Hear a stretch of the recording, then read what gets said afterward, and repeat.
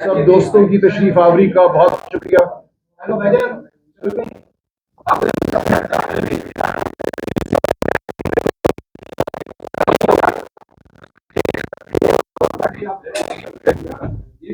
جی بسم اللہ الرحمن الرحیم، ایاک نعبد و ایاک نستعین۔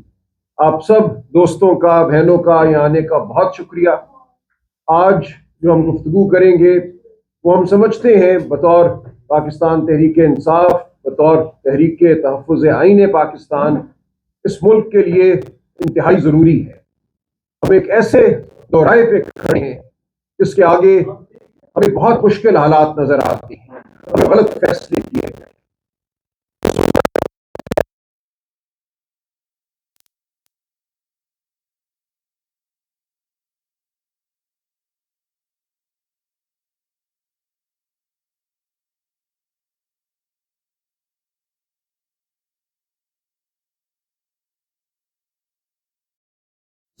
پاکستانی بن کر پاکستان کے مستقبل کے حوالے سے، مسلم امہ کے مستقبل کے حوالے سے، تو اس حوالے سے کچھ گزارشات آپ کے سامنے کی جائیں گے۔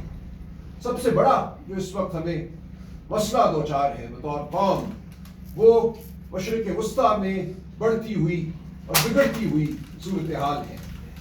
جو صہیونی حکومت اور امریکہ نے مل کر ایران پر حملہ کیا وہ ہم سب کے سامنے ہے۔ یہ حملہ غیر قانونی بھی تھا، غیر اخلاقی بھی تھا۔ جو گفتگو ہو رہی تھی جنیوا میں، امان میں، وہ ایک نتیجے کی جانب بڑھ رہی تھی، اور اس نتیجے کو روکنے کے لیے یہ حملہ کیا گیا۔ ایک بربریت ہے، ایک جنگ ہے جو پورے خطے پر مسلط کی گئی۔ اس وقت ضرورت ہے، ہم سمجھتے ہیں کہ پاکستان وہ رول ادا کرے جو پاکستان کا میں سمجھتا ہوں مقدر ہے، جس کے لیے پاکستان وجود میں آیا تھا، اور وہ رول ہے تصفیہ کرانے کا، وہ رول ہے صلح جوئی کا۔ اس پورے خطے میں ہمیں ایک رول ادا کرنا ہے۔ پاکستان بہرحال ایک عسکری قوت ہے، لیکن پاکستان اندر آج خود ایک مشکل صورتحال سے دوچار ہے، اور یہ صورتحال انسانوں کی پیدا کرتا ہے۔ یہ صورتحال اس لیے پیدا ہوئی کہ عوام کی رائے کو رد کیا گیا، عوام کے درمیان اور ریاستی اداروں کے درمیان ایک خلیج پیدا کی گئی، فارم 47 کی حکومت کھڑی کی گئی۔ 8 فروری 2024 کو پاکستان کے عوام کی رائے پر ڈاکہ ڈالا گیا۔ تو ہم یہ سمجھتے ہیں کہ اب یہ لمحہ ہے کہ ہوش کے ناخن لیے جائیں۔ جو غلطی ماضی میں کی گئی، اس غلطی کا خمیازہ جو ہے آج ہمیں نہ بھگتنا پڑے۔ آج ہمیں اصلاح احوال کی ضرورت ہے۔ ہمیں ضرورت ہے کہ قوم اور ریاست اور ریاستی ادارے ایک ساتھ کھڑے ہوں، لیکن بدقسمتی سے ہم یہ دیکھتے ہیں کہ آج بھی بربریت کا بازار گرم ہے۔ 2 دن قبل تحریک انصاف کے 47 ورکرز، لیڈرز، جو بھی آپ کہہ لیں، ہمارے رفقا، ان کو 10 سال کی سزائیں دی گئی، ٹرائل ان ایبسینشیا، یعنی کہ ان کی غیر حاضری میں ان کو سزائیں دی گئی، اور فی کس یہ سزائیں اب 40-50 سال تک چلی گئی ہیں۔ تو نظر یہ آتا ہے کہ اب بھی ادارے اس مہم جوئی میں مشغول ہیں کہ کسی طرح پاکستان میں جمہوریت کو دبا دیا جائے، جمہور کی آواز کو کچل دیا جائے، عوام کو یہ باور کرایا جائے کہ ان کے وجود کی کوئی حیثیت نہیں ہے۔ لیکن عوام یہ نہیں ہونے دے گی۔ آج پاکستان کی عوام اپنا فیصلہ کر چکی ہے۔ یہ فیصلہ اس جارحیت کے خلاف ہے جو ایران پر مسلط کی گئی، اس بربریت کے خلاف ہے جو ایران پر مسلط کی گئی۔ یہ فیصلہ اس بڑھتی ہوئی اور بگڑتی ہوئی صورتحال کے خلاف ہے جو پورے خطے میں اب رونما ہو رہی ہے۔ ہم میں سے کوئی یہ نہیں چاہتا کہ مسلمان ممالک ایک دوسرے سے لڑائی کریں، ایک دوسرے پر لشکر کشی کریں، ایک دوسرے کو میزائل ماریں۔ تو جو کچھ ہو رہا ہے، ہمارے دل خون کے آنسو روتے ہیں۔ پاکستان کی قوم بالکل اس حوالے سے متفق ہے۔ نہ خون عرب ممالک میں بہنا چاہیے، نہ خون ایران میں بہنا چاہیے۔ املاک کا نقصان نہ عرب ممالک میں ہونا چاہیے، نہ ایران میں ہونا چاہیے۔ تو اس وقت پاکستان کو اور پاکستان کی قوم کو وہ رول ادا کرنا ہے، وہ رول جو صلح کا رول ہے، وہ رول جو امہ کی فلاح کا اور مضبوطی کا رول ہے، ہم سب کو اکٹھا کرنے کا رول ہمیں ادا کرنا ہے۔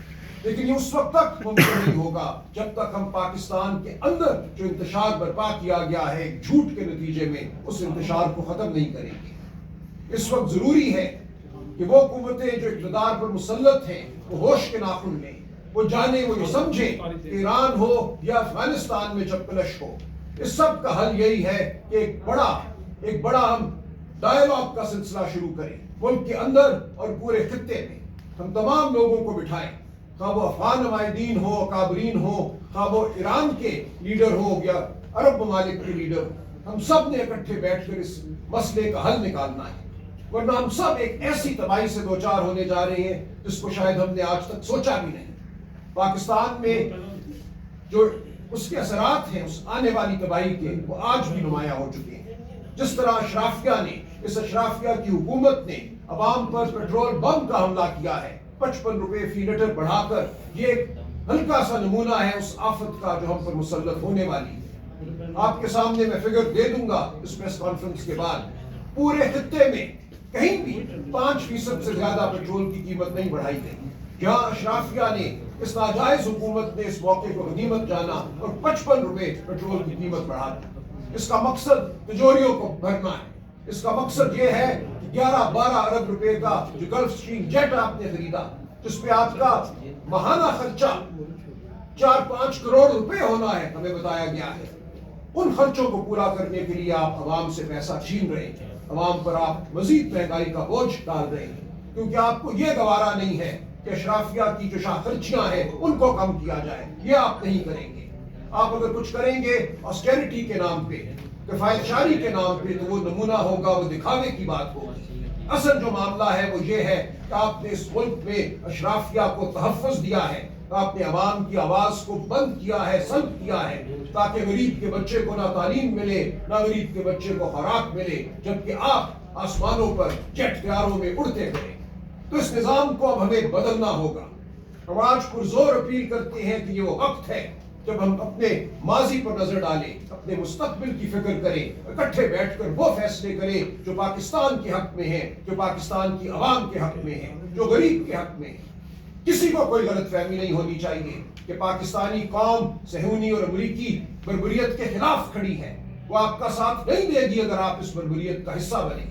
پاکستانی قوم، جیسا کہ میں نے عرض کیا، عرب ممالک کے ساتھ کھڑی ہے، ایران کے ساتھ بھی کھڑی ہے، ہمارے دل دھڑکتے ہیں پوری امت کے ساتھ۔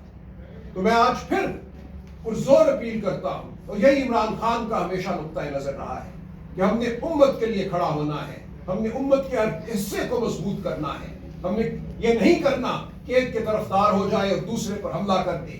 آج خبریں آ رہی ہیں کہ پاکستان سے تقاضا کیا جا رہا ہے کہ وہ اپنے عسکری اثاثے جو ہیں ان کو استعمال میں لائیں، یا کم از کم ایک تنبیہ کریں ان اثاثوں کے حوالے سے۔ کیوں ہم یہ کریں کہ اپنے بھائیوں کو تنبیہ کریں؟ ہم نے اپنے بھائیوں سے تنبیہ کا معاملہ نہیں کرنا، ہم نے اپنے بھائیوں سے، وہ ایرانی ہو یا عرب ہو، ہم نے محبت کا، پیار کا معاملہ کرنا ہے، ہم نے اپنے عوام کے ساتھ پیار کا معاملہ کرنا ہے، ہم نے اپنے غریبوں پر اور مصیبت نہیں